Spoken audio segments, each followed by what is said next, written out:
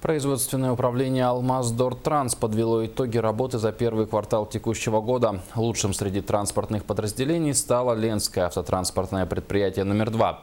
А в категории нетранспортных победителем признан цех рабочего питания. Какие показатели привели предприятие в лидеры, узнал Сергей Евзюков.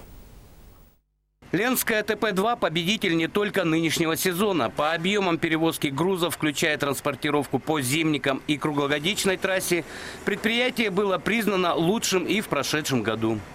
За первый квартал 2016 года автобаза выполнила перевозки по круглогодичной дороге на 100,1%. В принципе, это нормальный показатель, потому что плечи были длинные. И по зимнику выполнили на 141,3%. Перевозки по зимнику. То есть и за 2015 год?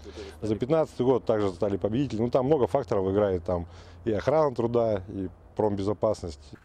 Но главное – перевозки. Все они выполнены в срок и в полном объеме. Основную роль своевременной и безопасной доставки грузов сыграли, конечно, водители. Зачастую им приходилось выполнять срочные заказы по транспортировке негабаритов. Много было срочных выездов. Сейчас емкостя на Верхнемунское месторождение. Но это плановые перевозки емкостей были. На Верхнемунское месторождение это вот самые первостепенные задачи были. Перевозили это негабаритный груз. Способствовали успешным перевозкам и другие службы предприятия и управления в целом. Особая роль в бесперебойном движении транспорта по зимникам и круглогодичке, а также ударной работы коллективов компаний в Мирном, Маркоке и Накыне принадлежит цеху рабочего питания.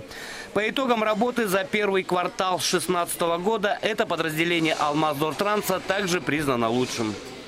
Выполнение планового объемом работы слог у нас на сторону составило 105%.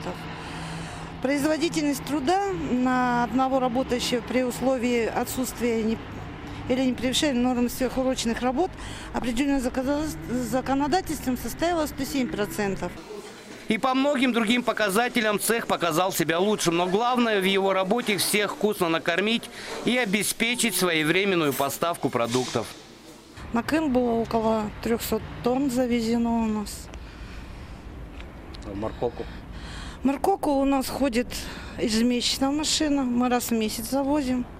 Скоропорт можем два раза в месяц. Филиал тоже 2 раза в месяц можем, потому что у нас вертолеты по плану запланированы. По 2-3, там, зависимо от месяцев. То есть продукты вовремя попадают на обработку и далее на стол потребителей. Свежие и качественные, вне зависимости от времени года и расстояния, на котором расположен пункт питания.